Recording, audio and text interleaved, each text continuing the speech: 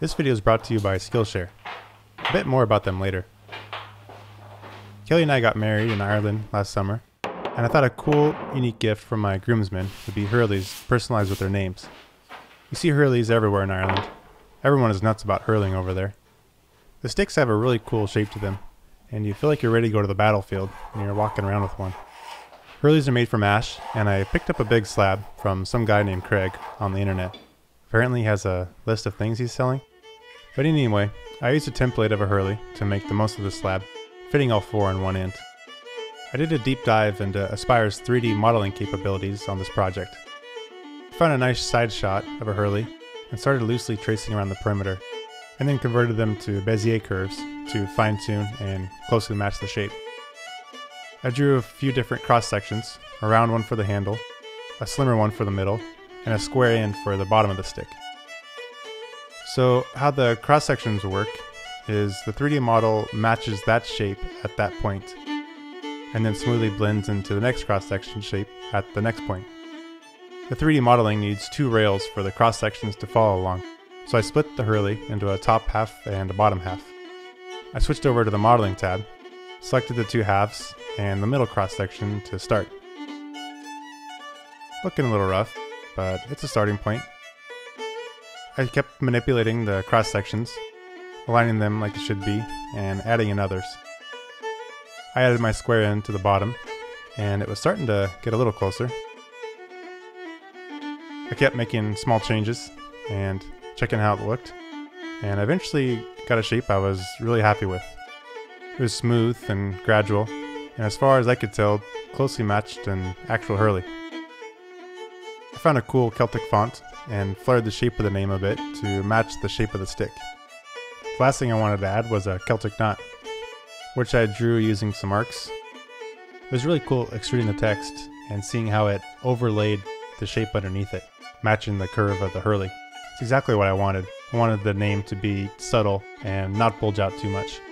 I gotta use the weave feature on the Celtic knot, which causes the cross-section to go under or go over when it overlaps itself. Worked perfect for this. I thought I was looking pretty good at this point, but this only represents one side of the model, so I selected everything and copied it to the underside. After mirroring the name and relining the knot on the bottom half, I was getting excited to start cutting this thing on the table.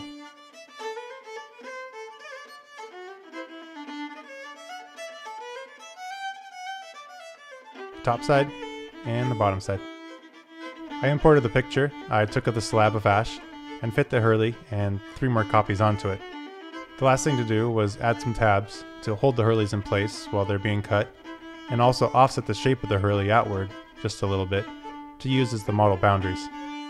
Now I can switch over to the toolpath side of Aspire.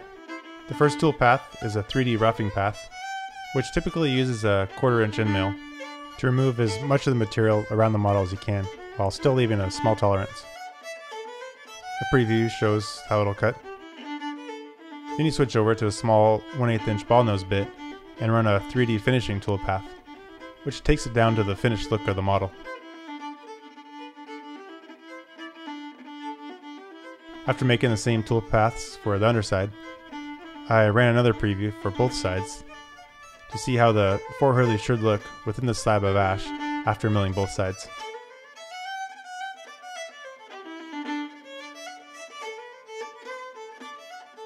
Okay, now I'm really excited.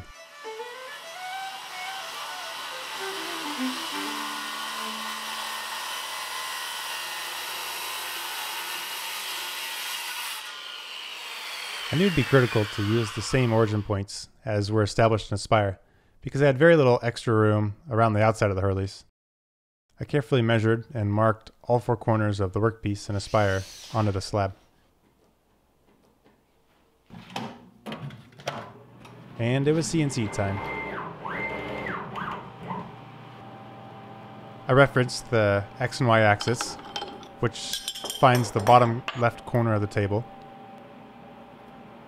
and switched over to a V-bit, which has a fine point and helps me get centered on the 4 corners I marked.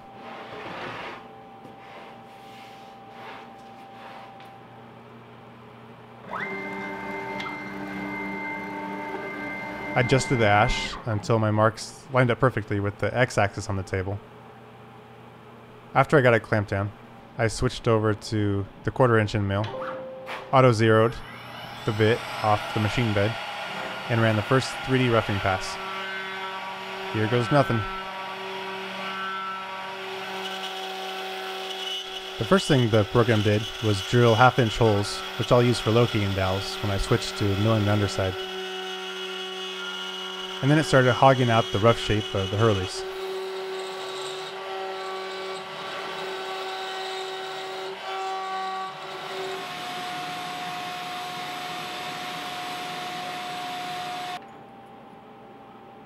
Then it was time for the first 3D finishing pass with the 1/8 inch ball nose.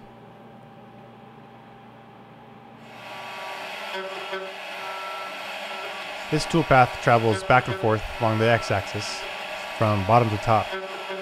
It barely looks like it's doing anything. Each pass it scoots up 1/100th of an inch, which means it takes 12 passes just to move the width of the 1/8 inch bit.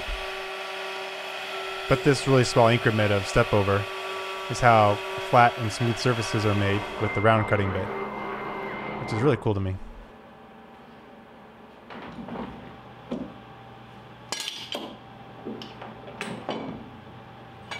After a pretty uneventful 7 hours of runtime, the top side was done. I cut the mirrored version of the locating dowels into the machine bed, and I marked them so I didn't confuse them with holes from past projects.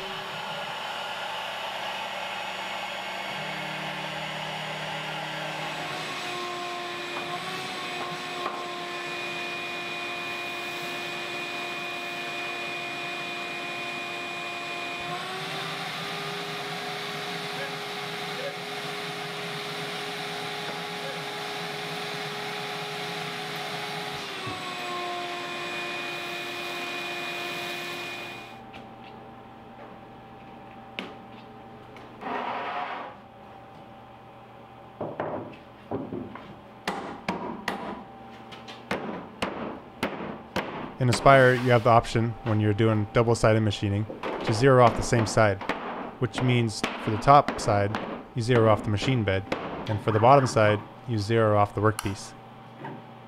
This accounts for any inaccuracies in the thickness of your material, since you're zeroing off the same plane for both the top and the bottom. I just about drove my bit into the clamp, which I've done before, and I highly don't recommend doing. I really try to do my best to keep the sparks on the CNC plasma table and not this routing table. Rain poured in my new skylight, which was courtesy of a giant tree limb in the middle of the night.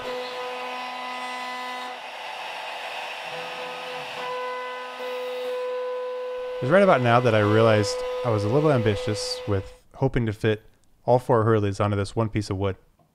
There just wasn't enough material around the outside to hold everything in place, and some of the tabs started snapping. It was not a good feeling after I'd put in so much machine time. I thought the inner 2 Hurleys still had a pretty good chance, and I started with them on the finishing pass, and they turned out great.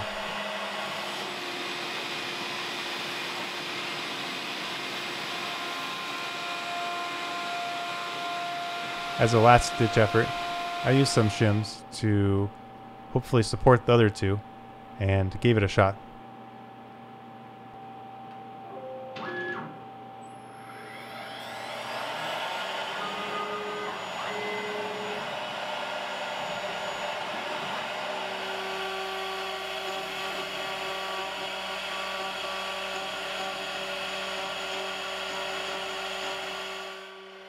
PJs actually didn't turn out too bad. Oh yeah, I should have mentioned that along with my 3 groomsmen, I'm making my father-in-law PJ a Hurley as well. He gave me permission to marry his daughter and all that, so yeah, I'll be sucking up to him for quite some time.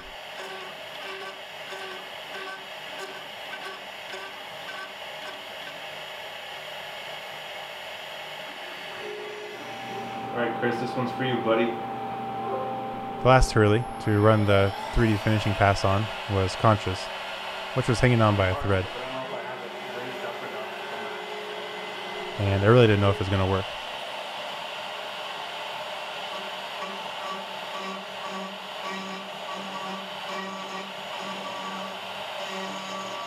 It didn't work at all, and I had to hit the red abort button. At least it was conscious.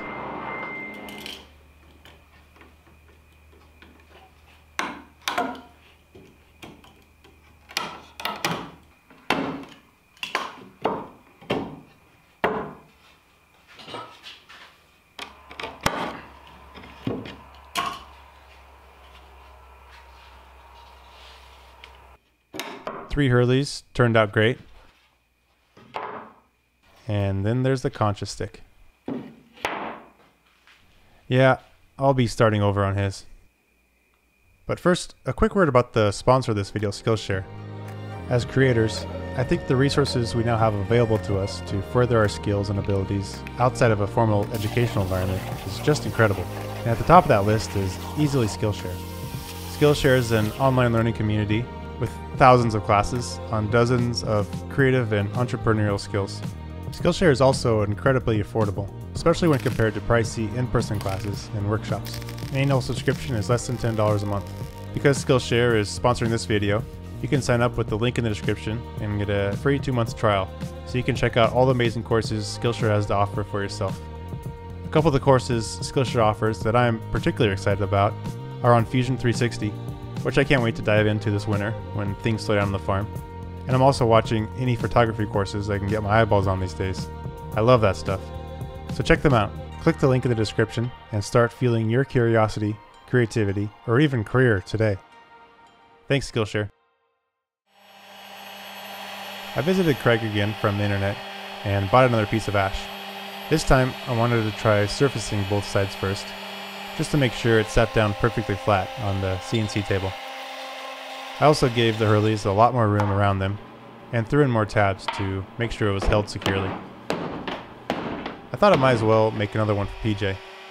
The first one wasn't perfect, and I could pick the best one to send him. By the way, PJ, Mr. Irish, I'm guessing you're watching this, and maybe this isn't the best time to bring this up, but I've been reading a lot about Irish traditions lately, and I was hoping to talk to you about the wedding dowry.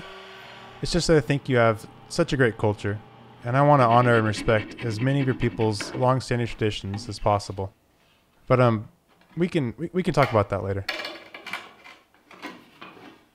Milling these two Hurleys went like clockwork. Didn't have any issues at all.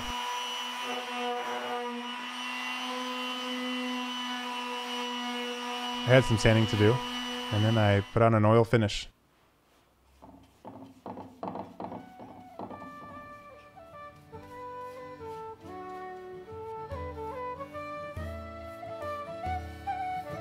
The first piece of ash I got had some really pretty grain color and variation in it, but I think the trade-off is that the text is maybe a little bit harder to read. I think I still prefer the pretty wood though.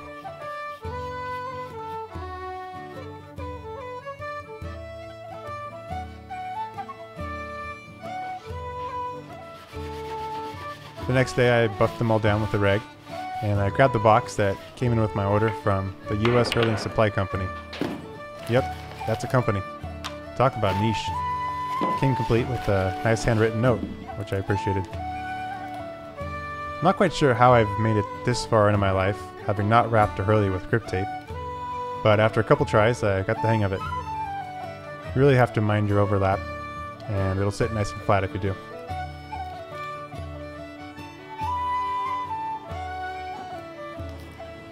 A couple pieces of tape secured the top and bottom. And the Hurleys were done and ready to send off to the Groomsmen.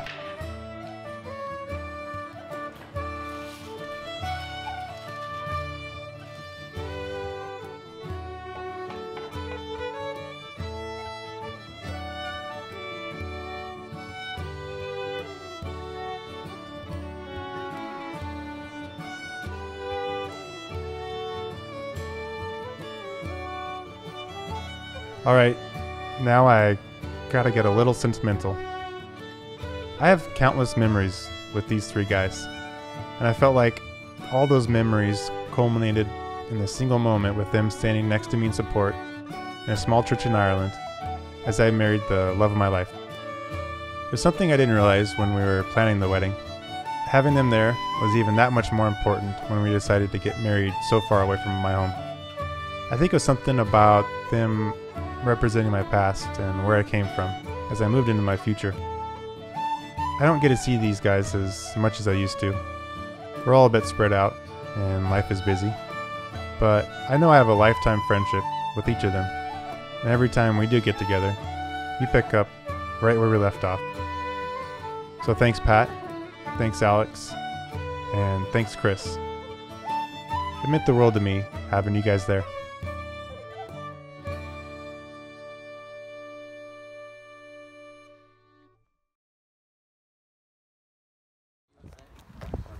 Hey, I call second after Pat because Coach was late, so he has to be there.